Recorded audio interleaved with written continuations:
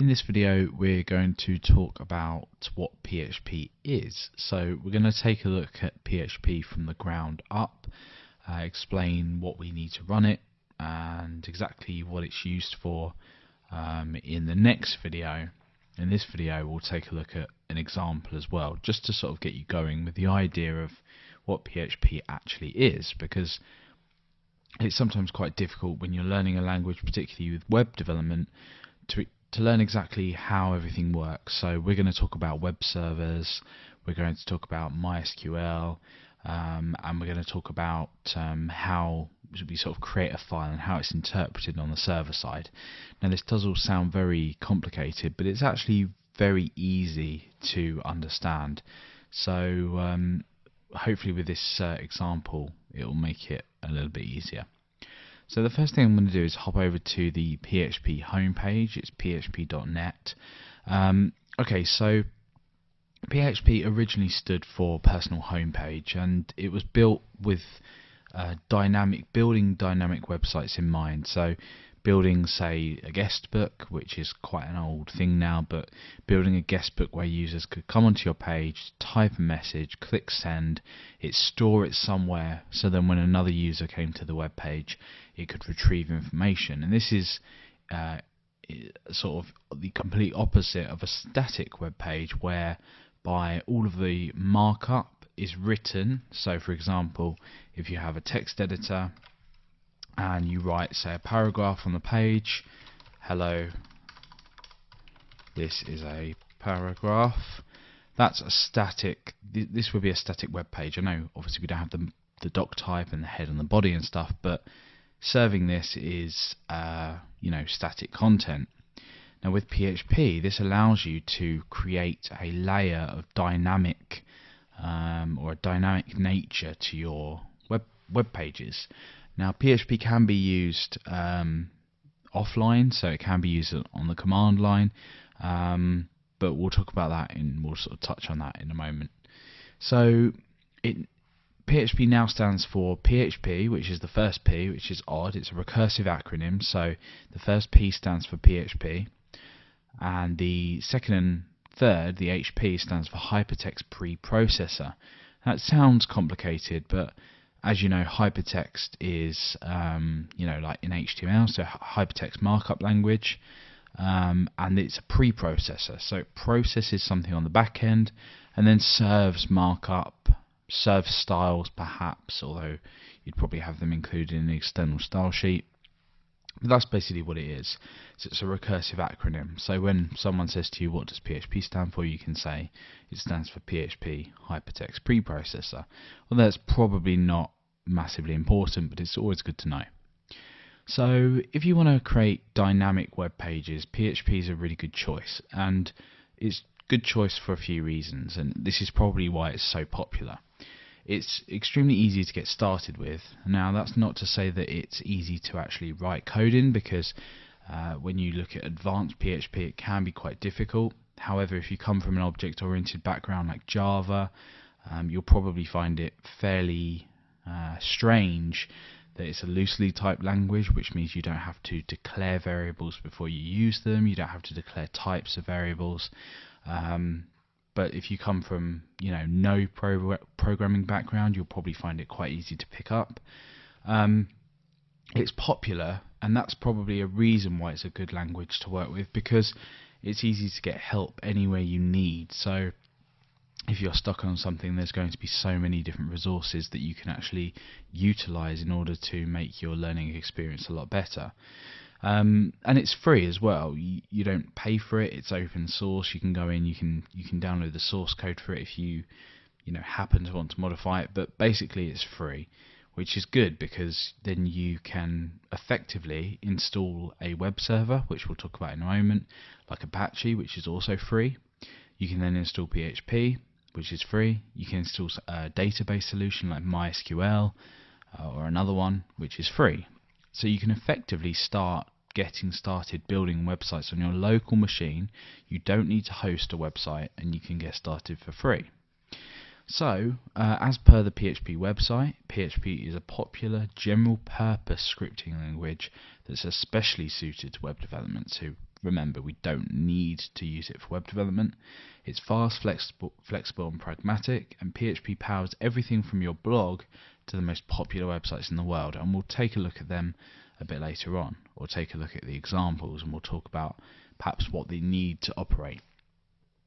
So what do you need to run PHP to create a dynamic website? Well, you'll need a web server like Apache. So let's just bring Apache over here.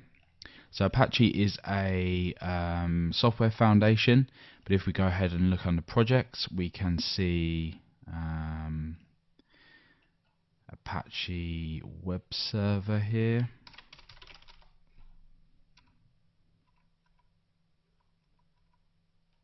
There we go, Apache HTTP server. So you can go ahead and download that. What you would typically do is install that on your computer. You would then have access to a web server. We'll look at this in a moment. What you would then obviously need to do is download and install PHP, sort of couple that with Apache so that Apache can actually process the PHP code you write, and that's it.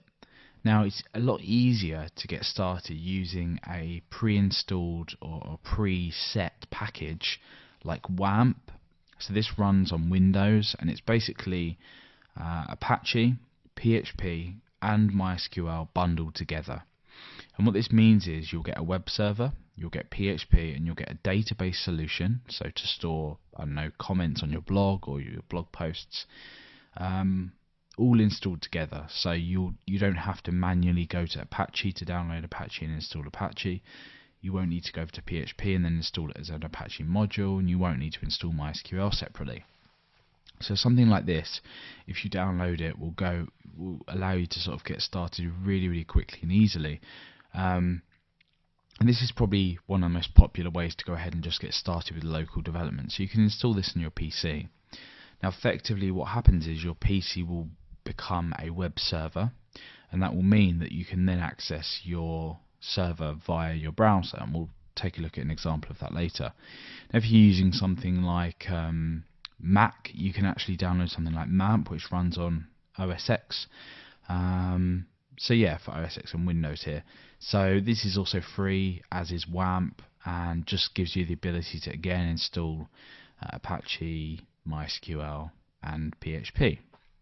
And this is typically called, well, if you install it on Linux, it's a LAMP stack. So Linux, Apache, MySQL and PHP. The acronym is LAMP. So if you ever come across that term, you'll know. So it's easier to run a software package like WAMP or MAMP for Mac, and installs everything you need basically. So in this case, what I would do is I have an example over here of a folder I've created within my local web server, and if we just go ahead and take a look at a folder within my web server, I'll just show you this here. So if I bring this over, basically htdocs is Apache's default name for where you store your root files. This is your sort of root web server directory.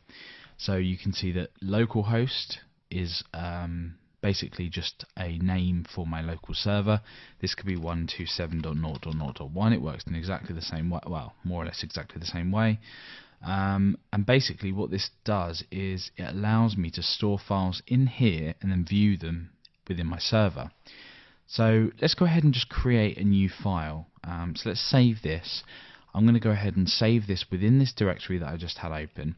I'm going to save that as index.html, and I'm going to go ahead and just type some text in here. Now what that's done is when you refresh, index.html will be hit by default. So if I was to rename this to something else, you'd see it in that directory. But now what this is doing is it's serving an HTML page. We can go ahead and type it in here if we want, and that basically just contains some text. There's no markup in there.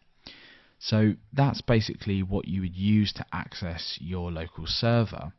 But if you have PHP installed, that's what we want to learn. So, how does that work? Well, files are processed on the server side, and whatever you want to be output is output. It's important to realize that your PHP code that you write, and we'll write some code in just a second, will never be visible because it's interpreted on the back end and then served to the user. So if you imagine you've got a server up here somewhere and you've got lots of clients connecting to this server and requesting index.html or index.php, as we'll look at in a moment, the web server will basically take this file, it will send it off to PHP and say, can you interpret this for me? PHP will interpret that file. It will spit out whatever's requested within that file. So we use something called the echo statement, and we output something, and then you see what's output on the page. So when you right click and view source on a PHP file, you'll never see the PHP code. It's hidden, or not hidden, but it's interpreted and then served to the user as just a plain or a text HTML file. So let's go ahead and instead take a look at creating a index.php file. Let's just delete index.html. This is going to be index.php. So I'm renaming this with this extension. And this sort of works out of the box as by default. So you can go ahead and just output this and it should just work. So let's just change this to .php. And this is our index.php file. If you get an error here, then something's wrong. If you've installed something like WAMP or MAMP, then it shouldn't error. But if it does, then something may be wrong. You may want to just make sure that your server is actually running. I'm actually running XAMPP on my local PC, which is another sort of version of these bundles. And you can see that Apache is running. So have a look around for a controller like this that lets you start your Apache service. And obviously with PHP you don't start that as a separate service, it's not required. So for this index.php file, let's go ahead and just write some code. Now don't worry if you don't understand what this output looks like. We'll go ahead and explain it as we go along. But if I was to go ahead and interestingly just type text here, now how do you think that the web server is going to handle this? Well, because PHP is only rendered or interpreted with a certain sort of rule, if you like, there's a symbol or collection of symbols we use to determine the start of a PHP document. This just outputs text, and it's exactly the same thing as the HTML file. It looks the same, and it's outputted with the same content type. However, if we use this, which is a greater than sign or a less than sign, a question mark and PHP, that then signifies the start of a PHP document. So when I go ahead and type text down here or test down here, when I go ahead and refresh, we actually get an error. Now this error is PHP actually in trying to interpret this file and erroring, because this is not valid PHP syntax. So let's go ahead and just create an example here, and we'll actually see how we can output something. And we do this using echo. So what we're now saying to PHP is, please output what I'm about to tell you as content type, text, HTML or whatever. So now I can say test, and what that will do is it will simply output test on the page. So that's being interpreted by PHP, and although it's been interpreted by PHP, we don't see the PHP code in the source of the web page. We just see what we've instructed PHP to output. So if we were to create a more complex example, so for example create a for loop, and you may have seen examples like this if you've worked with programming languages before. All I'm going to do here is I'm going to loop through numbers 1 to 10. And again, don't worry if you don't understand the syntax here, it doesn't matter too much. So I'm going to output X for each loop of this, and then I'm going to go ahead and create an if statement, which again, if you've programmed before, you'll have seen. We've got if X doesn't equal 10, output or echo a comma.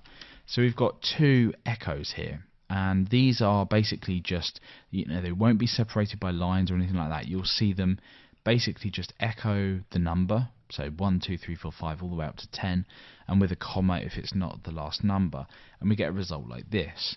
So when we view the page source, you can see that we just get this plain output. There's no PHP code here. Now a user will never be able to see your PHP code unless they have some kind of access to your web server, which hopefully they don't if you are trying to keep that private. But that's basically, how that kind of works. So files are processed on the server side. You can output markup that's viewed by the user. You can embed PHP. This is originally what PHP was sort of created for. If you were to go ahead and say doctype HTML, and say HTML here and HTML here, let's close off that PHP tag. This is a closing PHP tag. You notice I didn't have one when we didn't have anything preceding this because it's not required, but if we want to put markup afterwards, it is required. So here I can do head, if you're familiar with HTML, and then I can go ahead and create a body element, and then I can just indent this. So essentially what I've done is I've embedded this PHP code within my body of the page. Now things like this aren't necessarily recommended because I suppose you could class this as logic. Well, it's sort of arguable, but generally what you do is you do all the processing at the top of your page, and then you would output your content down here. So you would have your sort of views separated from your logic, if you like. But now what this has done is it's created a don't worry about the indentation of the markup in the source. That's to be expected when you're working with dynamic languages. But you've got a doctype, a head, a body, HTML sort of wrapping everything, and then you've got your PHP output in between. So just because you can't see the PHP code doesn't mean it's there. It's there on the server side for you to see and do what you want to do with. So there is a lot more to PHP than this, but hopefully that gives you the fundamental understanding of how you install, how you access your htdocs or whatever server you're using. There are plenty of servers to choose from: Apache, Nginx and others, including Microsoft IIS. But yeah, whatever server you choose and you have PHP, is interpreted on the server side and spat out to the user exactly what you want to output. And that's basically what PHP is.